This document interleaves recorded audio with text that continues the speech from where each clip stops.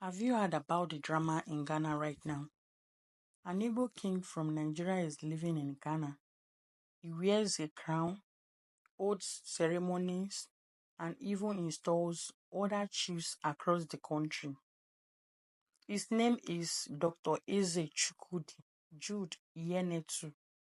He calls himself the Paramount King of the Igbo Community in Ghana. Now, some people say he's doing a good job, but others say this is too much. Let's look at both sides. He moved to Ghana many years ago and has spent over a decade uniting the Nigerian Igbo people living there. He hosts cultural events, visits local chiefs, and speaks out against things like drug trafficking and disrespect to Ghanaian laws. In fact, he even visited the Oni of Ife, one of the highest Yoruba kings, to build peace between tribes. To me, that sounds like someone trying to unite Africa, not to divide it. But why the problem? A Ghanaian group called Apex Citizens of Ghana says this king is going too far. They say he's creating his own government-like system, installing sub-chiefs in different Ghanaian regions, planning land for Igbo only communities, and holding big events without official approval. They fear it could threaten Ghana's unity. Now, they have petitioned the National House of Chiefs to stop him. As an African woman, I believe in respect, both for tradition and for the country you live in. If the Ghanaian people feel uneasy, that concern should be heard.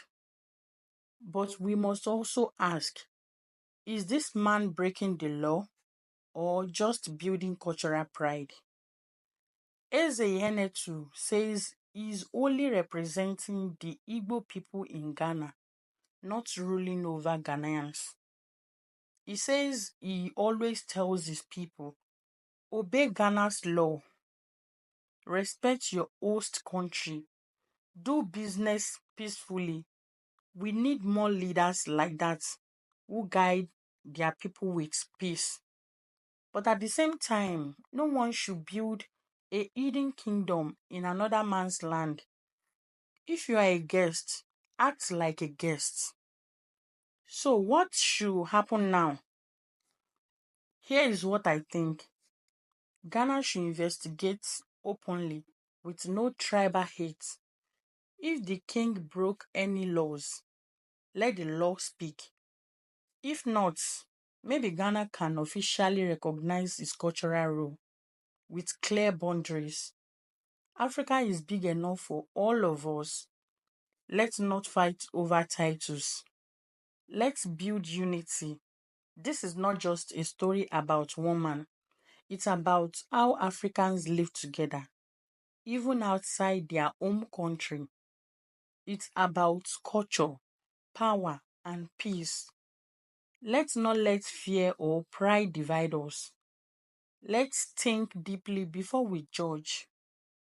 I'm BiBi Ola, and this is our African story. See you in my next video. Bye.